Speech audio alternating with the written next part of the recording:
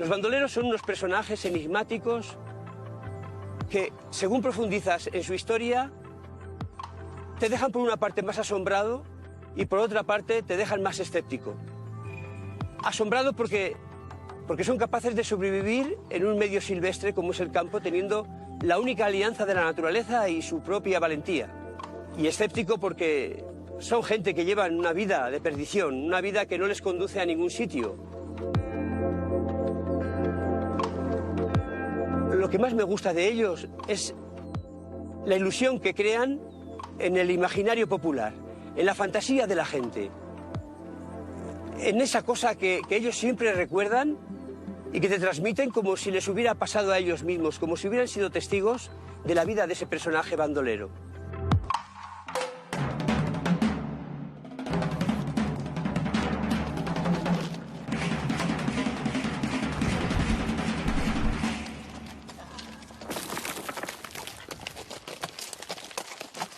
La palabra bandolero viene de banda, es una banda, por tanto es un grupo humano que en principio vive al margen de la ley o en lucha contra la ley. La mayoría de los bandoleros eran despiadados, no tenían ninguna compasión de sus víctimas. Cometían tropelías de todo tipo, violaban, extorsionaban, robaban, de la manera más sangrienta incluso. No solo tenía que llevarse el dinero, tenía que ganarse el respeto. Y el respeto se tenía que ganar con crueldad.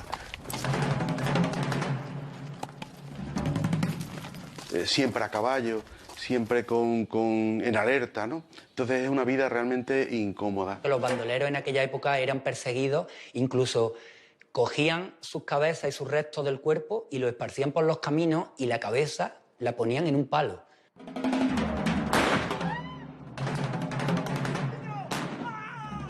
La presencia del bandolerismo puede rastrearse en la península hasta la Edad Media con la presencia de los llamados malhechores feudales, que eran nobles que a través del pillaje en determinados momentos buscaron la forma de mantener o acrecentar su patrimonio. Una presencia que está acreditada en la Corona de Castilla y también en el territorio de la antigua Corona de Aragón, en Cataluña y Valencia. Cuando termina la conquista de Granada, se produce la expulsión de los árabes por parte de los reyes católicos, y estamos hablando de 1492, los árabes que se quedan en España toman distintas posturas. Están los mozárabes, están los mudéjares y están los moriscos, que se niegan en absoluto a ser asimilados y sus costumbres de ninguna manera. Hay zonas en España cuyo el repartimiento de las tierras con la expulsión de los musulmanes se hizo tan mal que gran parte de la propiedad fue parar de unos pocos. El resto de la gente, la mayoría, les tocaba hacer de esclavos, trabajando de sol a sol y viviendo prácticamente para pagar impuestos o alquileres. Lógicamente, este proceso desde el año 1492 hace que esos grupos más radicales, lo que llamamos monfíes, se vayan, digamos, a unas zonas donde no puedan ser detenidos o perseguidos por la Iglesia Católica y sus tropas, ¿no? Entonces se refugian en la Alpujarra.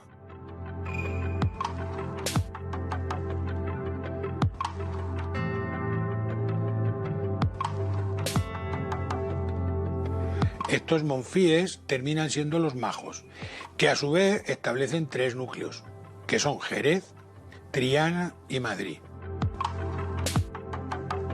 Es un fenómeno dinámico y a la vez que varía la sociedad, el fenómeno bandolero va variando su facies, su aspecto, de tal forma que no tiene mucho que ver el bandolerismo que encontramos en la Edad Media con estos nobles o que encontramos en el barroco en la zona de Cataluña y Valencia con nobles que reclutan bandoleros para defender su poder local y acrecentar sus rentas, con los hijos de la miseria, con los desheredados que protagonizan el fenómeno desde finales del siglo XVII y sobre todo del siglo XVIII y el siglo XIX. La diferencia es que en el siglo XIX por las circunstancias que tenemos. No olvidemos que estamos en una época, hay un imperialismo todavía colonial importante, pero de alguna manera sí que surge, tanto en la literatura como en el arte, lo que se llama el movimiento romántico. El movimiento romántico es un movimiento de libertad, de independencia, y la figura del bandolero también representa todo eso, la libertad contra el que nos oprime.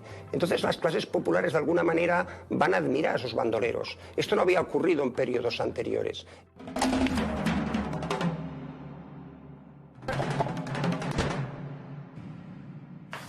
Pañuelo de lunares, faja y catite, jugando con la muerte al escondite.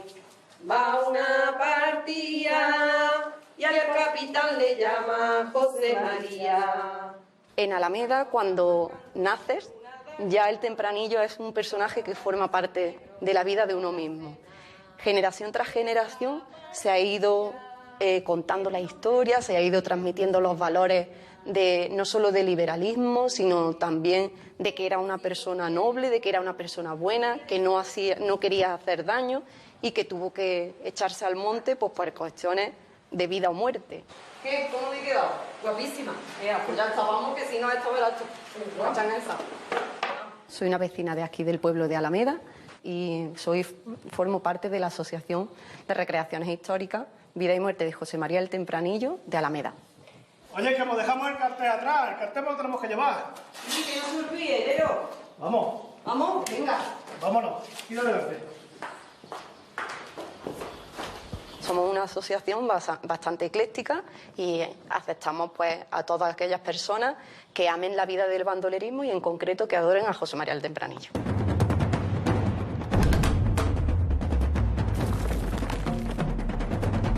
José María el Tempranillo fue quizá el más famoso de los bandoleros andaluces. Es un personaje que controlaba Sierra Morena, cobraba impuestos a los carruajes propios del Estado.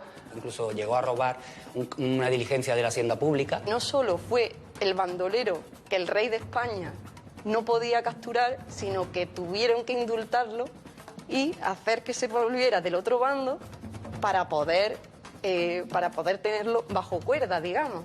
José María el Tempranillo viene a ser como el ángel bueno del bandolerismo. Viene a ser la persona simpática, generosa, que mira por los suyos, líder, que tiene en consideración a las distintas clases sociales y que representa de alguna forma a los más oprimidos. Él no robó para ponerse rico, él robaba para los pobres. Es verdad también que estuvo comprometido con la causa liberal, es decir, con la causa de la ley, de la Constitución, de la PEPA, luchó contra la tiranía. Sin embargo, por mucho que queramos ensalzarle, hemos de reconocer que era un bandolero, que extorsionaba, que asaltaba. Sin embargo, si hay alguien que crea simpatía entre la gente, es precisamente José María el Tempranillo.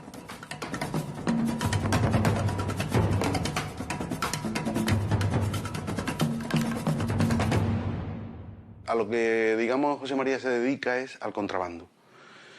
Y eso le va a permitir conocer perfectamente ese mundo oscuro, ese mundo de la noche, las rutas principales, los caseríos, caminos, y luego ya un poco más tarde da el paso desde contrabandista a bandolero. Digamos que la causa por la que José María, que era un muchacho en 1820, se convierte en un criminal, fue por una pelea que acabó desgraciadamente en la muerte de su rival, quizá por asuntos amorosos. José María, al meterse en la pelea, ya no había solución. Si tú matabas a otro hombre, a ti ni siquiera te ajusticiaban, directamente a garrote. Entonces, pues, por eso no le quedaba más remedio que huir y ser un, como se llamaba, un al margen de la ley, ¿no? La propia, ¿eh?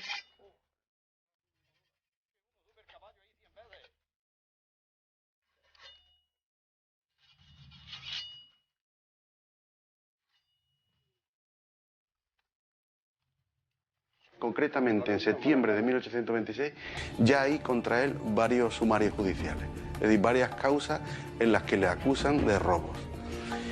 En ese momento ya él ha creado una partida, de la que él es el jefe indiscutible. ¡Lero, por Dios, Lero! ¡Señores! ¡No voy a pelear! ¡Señores! ¡Bajadle la navaja! ¡Ya está bien! Somos bandoleros y en la partida no puede flaquear ni uno. La profesión, entre comillas, de José María es la de salteador de caminos. Es decir, ellos se apostan en las ventas y se dedican al asalto de diligencia. Y de una manera rapidísima tienen ya a todos los pasajeros en el suelo boca abajo y encañonándolo empiezan a recoger todo objeto, dinero, relojes, todo lo que pueda tener valor para posteriormente colocarlo en el mercado negro.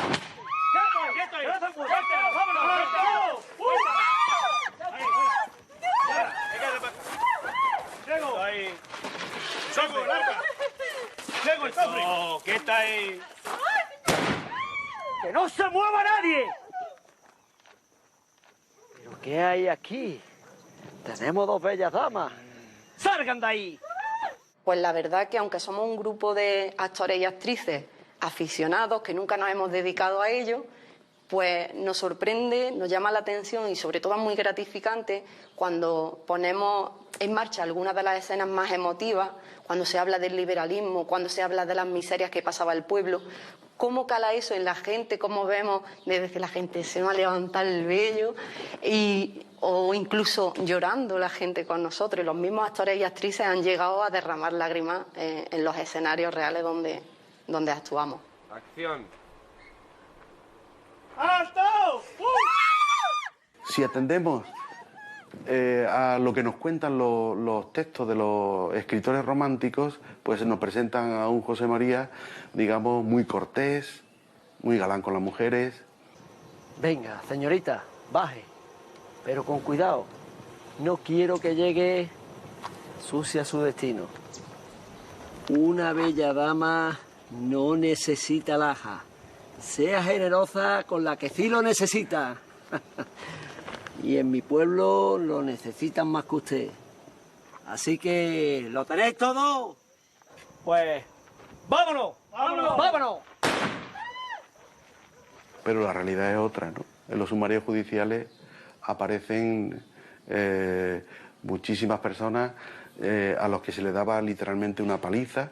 Igual que la literatura tiene sus códigos y tiene un discurso, esta imagen, digamos así, real que puede emerger de la documentación judicial o gubernativa nos va a dar una imagen inequívocamente peyorativa del bandolero. La cuestión es ponderarlo. Condenamos sus hechos violentos, pero también, bueno, de alguna manera eran admirados por la gente por esos pequeños rasgos de generosidad que tuvieron en algún momento, porque quizá fueron los únicos que supieron levantarse contra ese poder establecido. Digamos, la imagen de José María nos la vamos a encontrar muy distinta según las fuentes que consultes, pero desde luego tiene mucho más valor las fuentes judiciales que las fuentes literarias.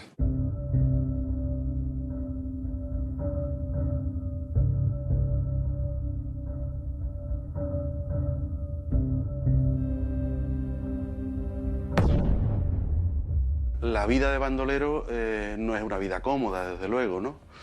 Una vida en la que o te matan o tienes que matar para sobrevivir, ¿no? Y eso hace que en abril del año 32 los principales cabecillas de las partidas, como son por ejemplo Germán, Juan Caballero y el propio José María, manden un escrito al Consejo de Ministros solicitando el indulto al rey. El rey Fernando VII al final, pues bueno, le va a perdonar un poquito todos los crímenes que ha cometido y a cambio de qué, pues a cambio de que él luego persiga a otros bandoleros. Pasó de ser bandolero a, digamos, vigilar los caminos contra bandoleros. Estaba buscando a unos bandidos que se habían escapado de una cuerda de presos. ¿Y qué pasó? Que al llegar al cortijo, le preguntó al cortijero, este hombre le dijo que no había novedad y se fue. Digo, bueno, pues si no hay novedad, pues nos vamos. Pero algo le olió mal, y es que el cortijero no tenía la escopeta detrás de la puerta. Soy José María el Tempranillo. Vengo buscando al barberillo. Tengo entendido que tiene cierta amistad con él. No lo llamaría yo amistad, ¿eh? No me gusta ni un pelo. ¡Echamos un vistazo por ahí! Pero ten cuidado, por Dios, que tan solo están las mujeres y los niños. No venimos a molestar, inocente. ¡Juan! La escopeta. ¿Dónde está la escopeta? ¡No hay cortijo sin escopeta! Vino, señorito, con invitados de cacería y al faltar la escopeta tiraron de la del cortijo. No me gusta ni un pelo, señores. Fíjese usted, estamos aquí solos indefensos. Mira, voy para adentro. Venga, echamos un vistazo. Ya por ahí. Por aquí está limpio. ¡Ah! ¡Ah! ¡Ledo! ¡En la ventana de arriba! ¡A la cara, cobarde! ¡Señores! ¡Salid de donde estáis! ¡Que soy José María el Tempranillo! ¡Ah! ¡Ratero! Yo de esto no sabía nada, lo juro.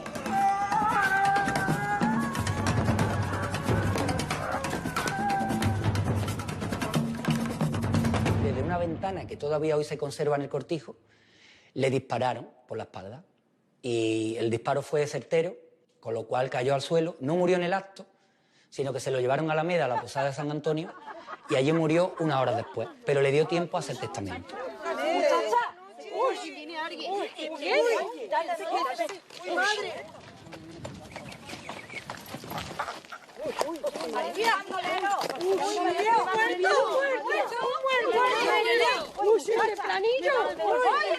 José María el Tempranillo en su testamento no le quedó mucho. Por eso se cuenta que si robó tanto, ¿cómo es que no le quedó nada? No le quedó apenas nada. Él en su testamento lo que viene a decir es que le había quedado 2 caballos, una casa que heredó por parte de su mujer en Torrealáquime, un pueblo cerca de Grazalema, y unas deudas que él tenía con 2 hombres, uno de Los Corrales, un pueblo de Sevilla, y otro de Campillos, un pueblo de Málaga. Eso fue lo único que él pudo testificar. En Badolatoza no han conocido nunca que haya tenido allí una casita de pobre, una casita que yo estaba muchas veces en aquella casa, de pobres. Eso es lo que ha tenido, una casita, pero nada más.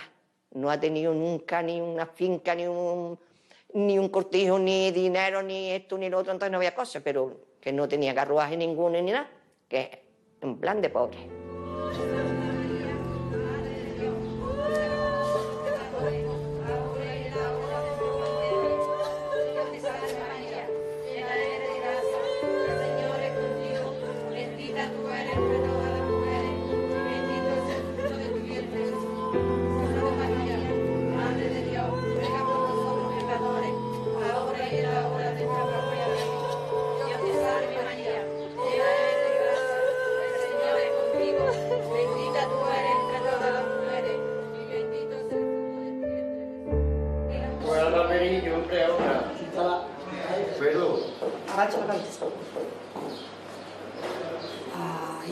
José María el Tempranillo para Alameda siempre va a ser su figura principal, su personaje histórico más importante y sobre todo una persona noble, y era como el Robin Hood de la época. Él robaba para dárselo a los pobres. ¡Por la libertad! ¡Por la libertad! ¡Por la Constitución! ¡Por la Constitución! ¡Que somos! ¡Bandoleros! ¡Que somos! ¡Bandoleros!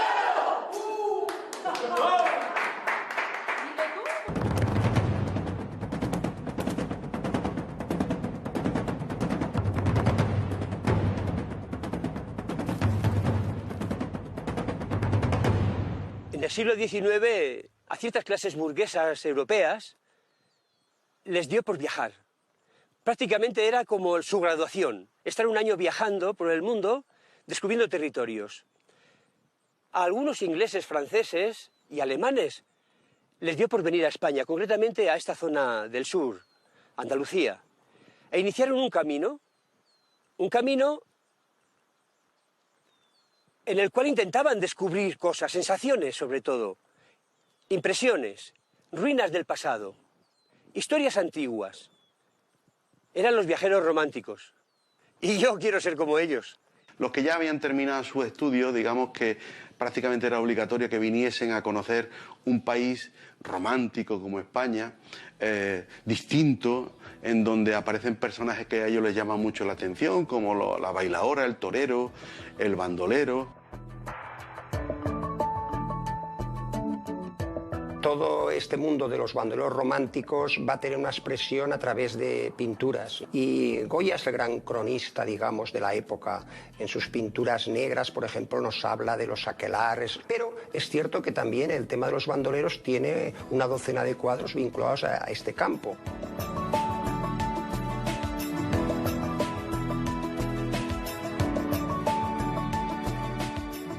Esta gente también viajaba de una manera especial, es decir, no creéis que era como ahora con una mochila, había de todo, había gente que venía hasta con cama, se traían camas y o sea, Lord Byron, por ejemplo, recorrió toda Europa, llegó hasta Grecia con la cama en la que dormía él. O sea, estos venían a veces con 2 diligencias y otros venían, pues, como aquel que dice, andando. Muchos de estos viajeros oyen hablar precisamente de los bandoleros y les aconsejan que si viajan en las diligencias, pues bueno, que en este viaje sobre todo que no lleven mucho dinero, pero ellos van a tener como un honor que sean asaltados por estos bandoleros. ¿Qué mejor que contar historias antiguas de bandidos que asaltaban a los viajeros, que saqueaban las diligencias? Mucha fantasía en ellos, mucha fantasía por lo que te digo. En realidad se enfadaban cuando no encontraban a alguien que les robaba. Alguno hubo que ciertamente se encontró con bandidos, pero se dieron cuenta de que eran personas normales. Y entonces son cientos y cientos los viajeros que nos encontramos precisamente en la época en la que actuaba José María. Y eso pues le dio altavoz, es decir, las hazañas de José María se contaban en Londres y en París y en muchísimos sitios de Europa. José María el Tempranillo fue uno de los ejemplos que hasta el día de hoy nos han llegado, ¿no? ¿Por qué? A través de los viajeros románticos. Los viajeros románticos, incluso algunos de ellos, como Richard Ford, llegó a reunirse con el propio José María en Sevilla. Y entonces, gracias a él, conocemos muchos datos sobre este tema.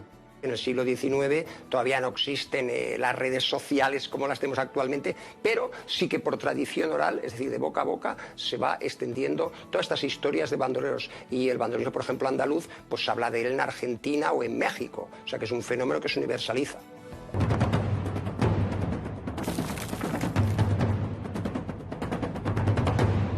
Yo soy de Los Monegros, de un pueblecito muy cerca de donde nació Mariano Gavín, el bandido cucaracha. Entonces ahí nos hemos criado un poco con la historia del bandolero, ¿no? Lo típico que vas a casa de la abuela y te cuenta alguna historia, pues nosotros nos contaban pues sus hazañas, sus robos, sus jugarretas con la Guardia Civil. Pues yo, por desgracia, no había escuchado antes hablar del bandido cucaracha y también fue uno de los motivos que me llamó más la atención para realizar el proyecto, que una leyenda de nuestra tierra pues no fuera conocida por todos los aragoneses.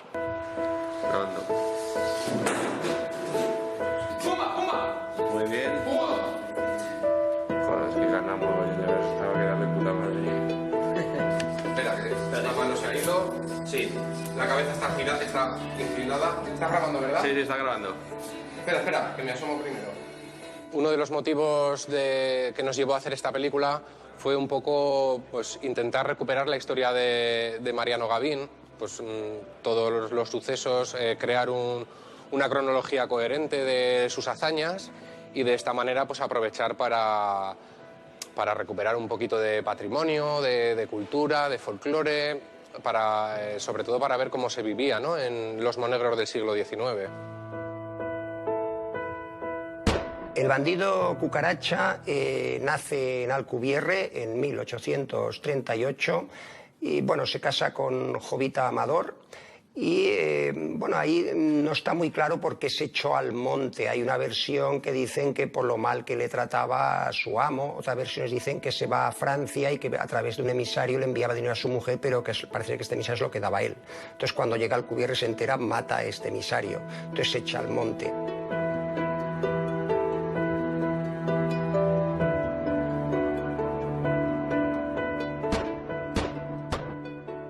Bien, a partir de ahí es cuando empiezan pequeños robos, hurtos, pero cada vez irán a más. No debemos olvidar que llegó a tener hasta 40 seguidores en su banda. No actuaban todos juntos, se crean toda una especie de bandas, pero que él es quien manda en todas ellas.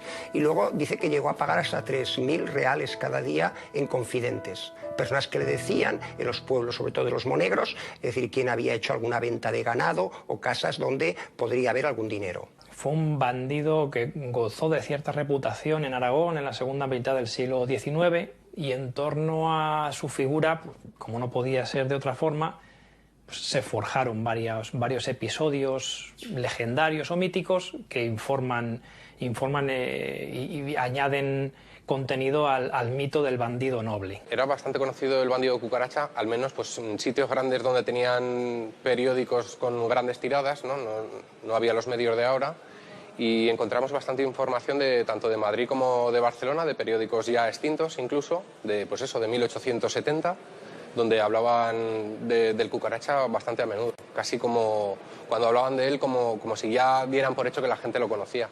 Por una parte está la parte romántica suya de como el Robin Hood de los monegros, persona que robaba a los ricos para dárselo a los pobres, pero no es solo todo lo que reluce, también hay historias también pues que cuentan pues eso, que tenía su carácter y ojo, quien se ponía delante suyo que no tenía miedo de acabar con él.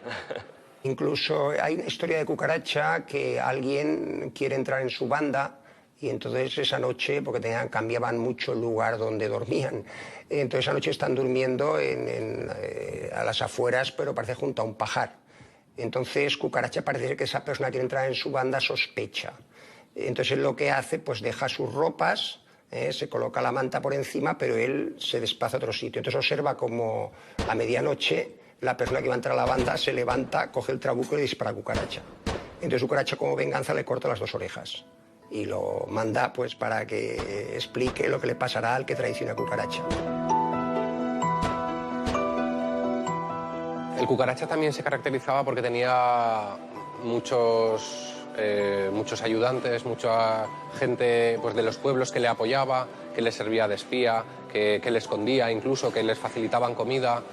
Y en una de estas pues, le traicionó un gran amigo y bueno, fue donde se aprovechó la Guardia Civil, le extendieron una emboscada y bueno, pues acabaron con él y creo que 5 de su banda.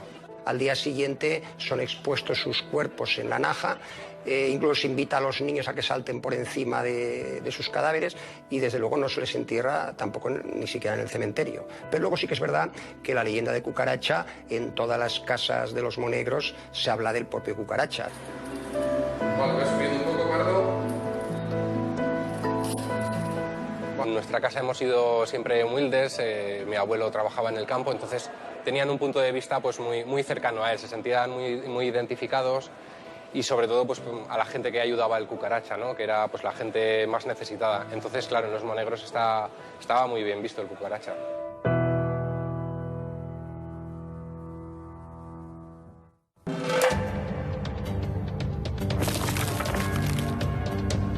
El fenómeno de las mujeres bandoleras no solamente corresponde al bandolerismo romántico, sino que tenemos algún ejemplo en épocas anteriores. Pero, por ejemplo, en Extremadura aparece la negra, la manola. Aparecen algunas bandoleras en la literatura, en algunas obras, por ejemplo, de Lope de Vega, La Serrana de la Vera, etc. Pero realmente en la época que nos ocupa, el papel de la mujer es simplemente de intendencia. Es decir, de confidente a su marido, a los compañeros de su marido, a los miembros de la partida. Es verdad que la mujer ha estado siempre detrás de los bandoleros, es decir, que pensar que un bandolero actúa solo en la sierra es absurdo y no es verdad. Detrás de los bandoleros había toda una familia, no solamente esa amante romántica que vemos en las películas, toda una familia, todos tenían obligaciones familiares. Mujeres individuales que se han echado a la sierra se pueden contar con los dedos de la mano. Dentro de la historia del bandolerismo, y este museo muestra unas coplas que están hechas en verso sobre 7 mujeres que fueron bandoleras. Sí, existieron. Tenemos el caso de Sebastiana del Castillo, Juana la Valero.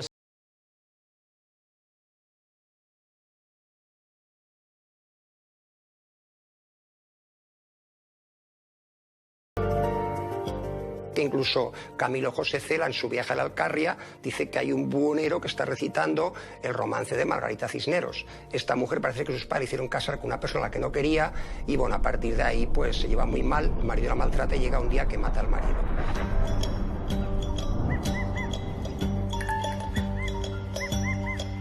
Hemos conocido la existencia real de algunas cuadrillas capitaneadas por mujeres, como fueron la cuadrilla de las Negras y las Manolas, que estaban capitaneadas por Francisca Arias, alias La Negra, y fueron condenadas en 1802 por el Consejo de Guerra que se instaló en Salamanca para combatir el bandolerismo. Dentro de las bandoleras hay un personaje bastante conocido que es Pepa la Loba. No hay muchos datos, hay un libro escrito recientemente, pero basado en documentación histórica no se conocen muchos datos. Se sabe que era de la zona de Galicia y bueno, que sí que estuvo bastante tiempo actuando como bandolera. Grandes escritores como Concepción Arenal, como Valle Inclán, van a hablar de Pepa la Loba. Y en la actualidad genera una gran cantidad de literatura, ha escrito sobre su vida, novelas, etc. He escrito unos 20 y tantos libros y uno de ellos es verdad que está dedicado a Pepa la Loba, porque para mí Pepa la Loba en un momento determinado constituyó un desafío personal. ¿Cuál era el desafío? Probar que Pepa la Loba era real. Eso está conseguido totalmente. Esta bandolera gallega, la verdad que su infancia va a ser dura y además no se conoce su padre, aunque sí se sospecha quién es. Vive con su madre, pero cuando muere su madre pues las cosas se le complican, porque ella vive con una tía que parece que no la trata demasiado bien. La manda al monte a cuidar ovejas y es verdad que ahí empieza el primer elemento que de algún modo le da el nombre a ella, ¿no? Que es que logra salvar las ovejas de un ataque de lobos, ¿no? Lo cual para una niña era realmente... Yo he nacido en una aldea como esas, ¿no? Y sé que los lobos son parables, pero no tanto por niños, ¿no? Y bueno, sí que cuentan de ella historias que no están comprobadas, pero lo cierto es que cuando sobre todo alguien de su banda robaba a personas humildes, Pepa la Loba iba y les hacía devolver el dinero robado, con lo cual desde luego es una mujer que un rasgos de generosidad muy grande.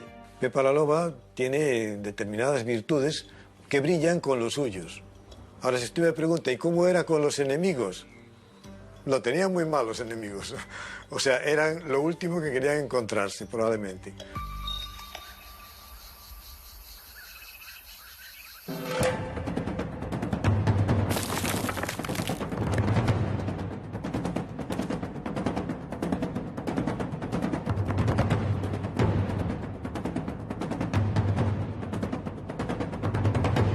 Pernales es el último integrante de la galería clásica de bandoleros célebres españoles. El Pernales viene de pedernal, de roca, de dureza. Es por lo sanguinario y violento que era.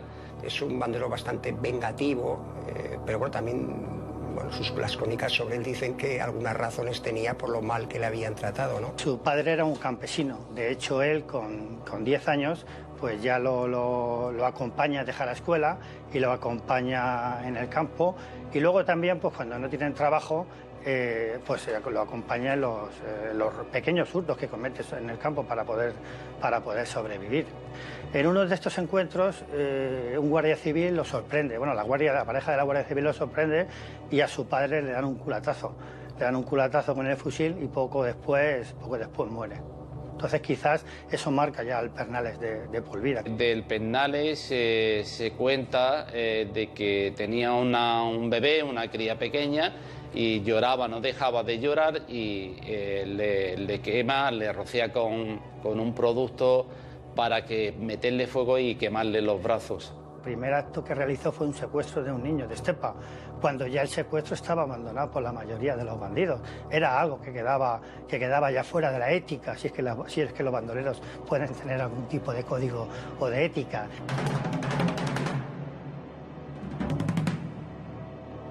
Y hay una historia de amor con Conchilla. Él ha estado casado, pero bueno, se separa, digamos, de la primera mujer. Pero luego con Concha, de la que también va a tener hijos, bueno, pues él se da cuenta que no puede seguir con esa vida. En mayo de 1907, Conchilla, que era su amante, pues da a luz una hija con la que se reúne y quizás acuerda con ella partir a América. con el niño Laraal, cruza la Sierra del Alcaraz para dirigirse a Valencia, donde le espera allí a su esposa para huir, dicen que a México o Argentina. Y ahí es cuando, pues se encuentran con la Guardia Civil, en el tiroteo mueren los dos. Además son dos bandidos de los que tenemos fotografías, curiosamente.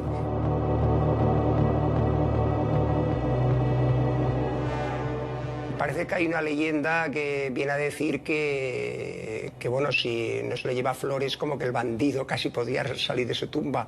Bueno, eso es lo que cuentan algunas personas, pero realmente porque también era un bandido que se convirtió en leyenda, y eso es lo que dicen, que en su tumba nunca le faltan flores frescas.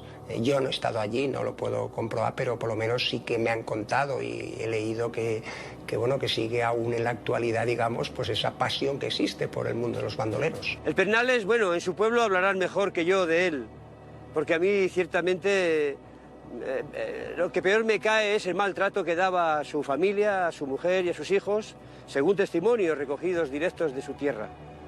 No me cae nada bien. A mí los bandoleros salvajes, independientes, asilvestrados de esa forma, en absoluto me cae nada bien. Prefiero esos bandidos que se asocian con otros compañeros y luchan por una razón, por una ilusión, por a su forma, poner la justicia como debiera de estar colocada, no como estaba en realidad.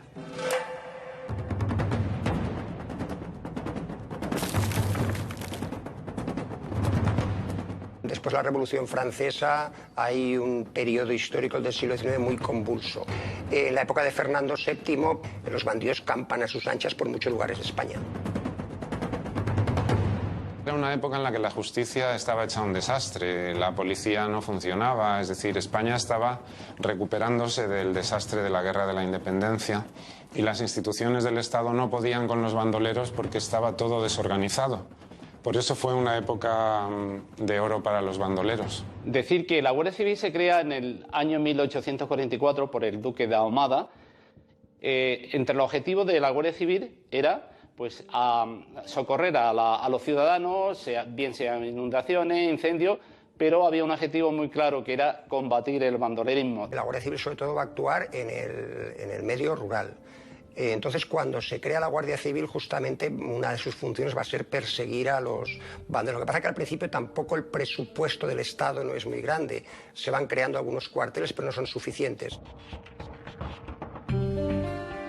La incidencia de la Guardia Civil es determinante, porque vino a sustituir una realidad de persecución del bandolerismo que estaba caracterizada por la fragmentación regional y por la falta de cualificación. Hay un dato importante en la creación de la Guardia Civil que fue en torno a la figura de Julián de Zugasti en el año 1870. Este señor fue el que se le ocurrió la brillante idea de a los delincuentes, bandoleros, cualquier tipo de persona buscada por la ley, de hacerle una fotografía y entregársela a la Guardia Civil para su búsqueda. De ahí viene que en la actualidad, cuando comete algún delito y te arrestan y te hacen la fotografía policial, de ahí viene, de la idea de Julián Zugasti. Yo creo que es algo bastante conocido por la mayoría de la gente. Zugasti fue el gobernador militar que estuvo destinado en Toledo mucho tiempo, pero que desde Madrid lo mandaron a Córdoba a combatir todo el bandolerismo que en aquella época era una lacra para España, ¿no? Sobre todo para el gobierno de Fernando VII, en el caso del siglo XIX. Y entonces Zugasti fue un gobernador militar que combatió al bandolerismo con dureza. Se inventó la ley de fugas. La ley de fuga ya sabéis lo que era, ¿no? Tú capturabas a un bandolero, a unos metros le dabas libertad, pero le pegaban un tiro. Eso era lo que se conocía como la ley de fugas. Que era legal, y eso lo creó Zugasti. El fenómeno del bandolerismo termina cuando se implanta un cuerpo de seguridad de presencia generalizada en todo el medio rural, como fue la Guardia Civil, cuando mejoran las comunicaciones y cuando el ferrocarril progresivamente sustituye al transporte por carretera.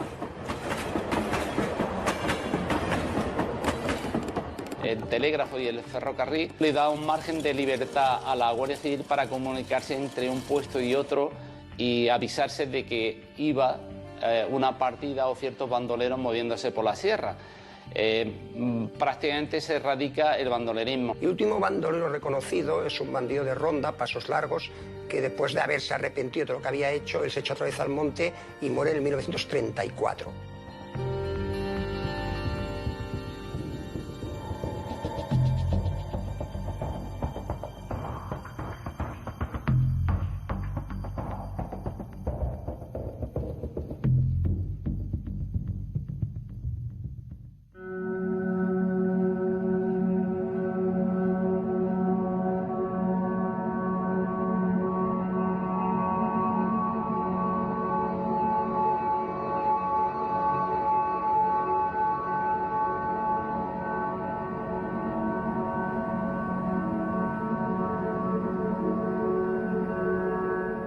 Siempre me ha sorprendido que en Gran Bretaña tienen un gran negocio con el mito de Robin Hood, un personaje legendario del que ni siquiera está probada la existencia.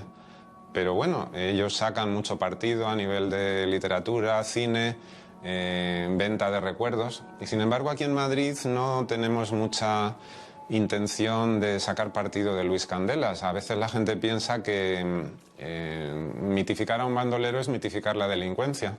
Yo no lo creo así. Yo creo que Luis Candelas aporta mucho sobre lo que es el carácter madrileño, la chulería de los Manolos de Lavapiés, el origen del casticismo.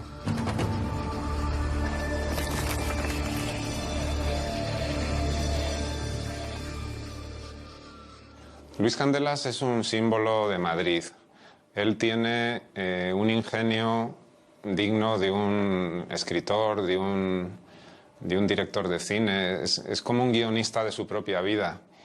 Y ese ingenio que lo pudo emplear en causas más nobles continuamente choca con su propia realidad y delinque. Y bueno, su vida es auténticamente una aventura detrás de otra. Él pasa a la historia como el bandolero que usaba el ingenio y nunca la violencia.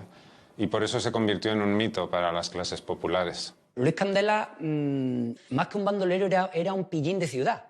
Él lo que hacía era actuar en la misma ciudad, aunque Madrid en aquella época no es la Madrid de hoy en día, pero ya te digo, Luis Candelas se sabe que hizo incursión a los Montes de Toledo, pero él actuaba más en Madrid. Actuó prácticamente solo, no tuvo cuadrillas. Y sí que, digamos, fue un personaje que tuvo un poco en jaque a la gente de más dinero, más rica. Él tenía una doble personalidad. Se compró unas ropas ricas, alquiló un piso en una zona pues noble de la ciudad y se hacía pasar por un hacendado que había hecho fortuna en Perú. Se hacía llamar Luis Álvarez de Cobos. Y con esa personalidad pues iba a la ópera, iba a los grandes cafés, se codeaba con la alta aristocracia y averiguaba cosas que luego le permitían hacer sus golpes. Muchachos, registrad la casa.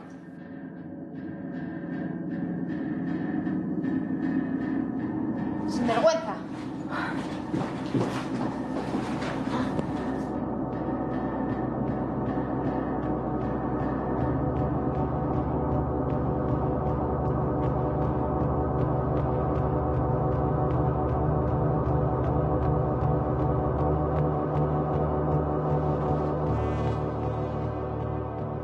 Ya en el último año, cuando tiene que huir porque ha cometido el robo más grande de todos, ha robado nada menos que a la modista de la reina, se ha metido contra la Casa Real, pues tiene que salir por pies. Y en ese momento se enamora de Clara María.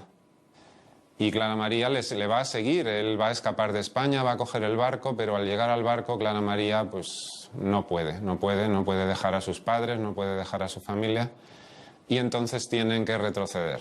Y ahí es cuando le cogen los guardias y es cuando le detienen. Don Luis Candelas Cajigal. Se confunde mi comandante. Yo no me llamo así.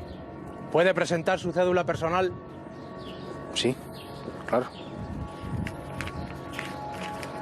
Aquí tiene.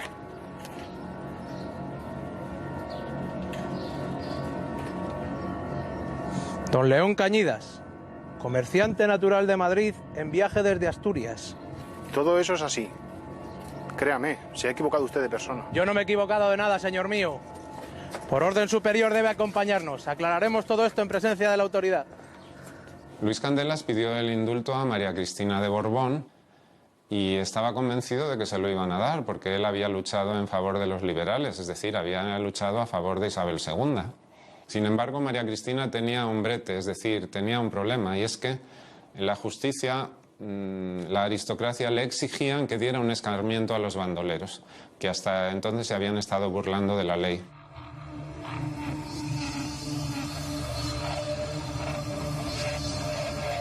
Su propia vida demuestra que la espiral de la delincuencia destruye al personaje.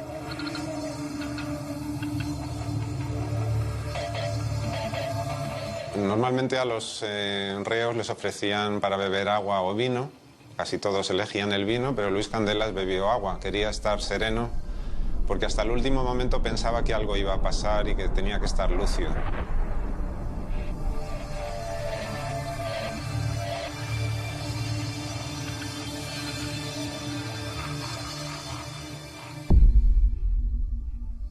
Las ejecuciones se dotaron de una ceremoniosidad que quedaba patente en todos los núcleos donde se celebraban, y se iniciaba con un recorrido por las calles principales del reo y con un pregonero delante que iba diciendo cuáles habían sido sus delitos y avisando: quien así lo hace, así lo pague. Y llegados a la plaza, digamos la plaza principal de la localidad, los reos eran ejecutados. Para las clases populares el destino era la horca, para los nobles el garrote.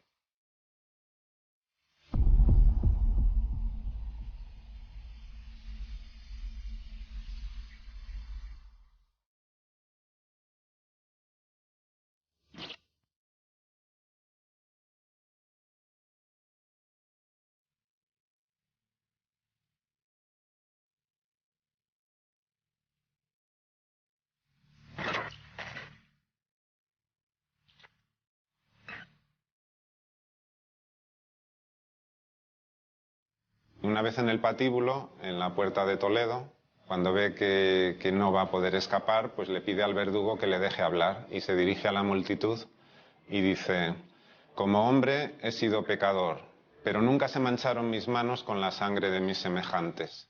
Digo esto porque me está oyendo el que va a recibirme en sus brazos.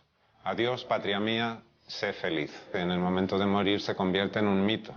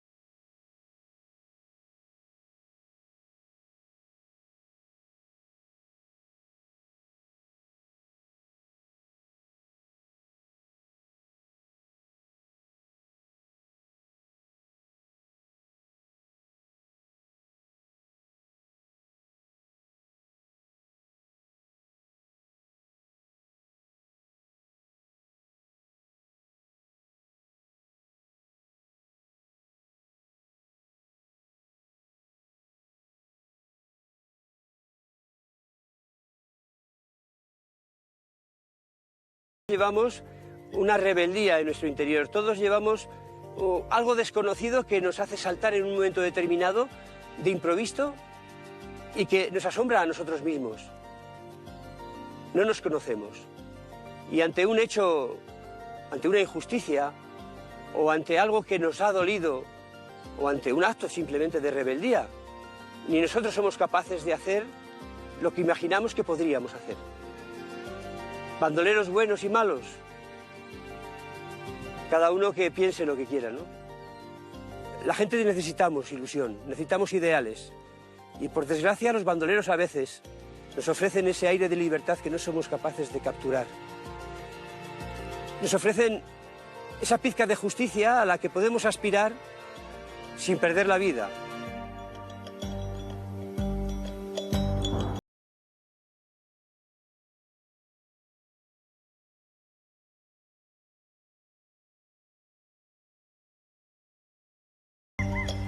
¡Ale, guapa! Y que cuando vienen del campo, vienen cantando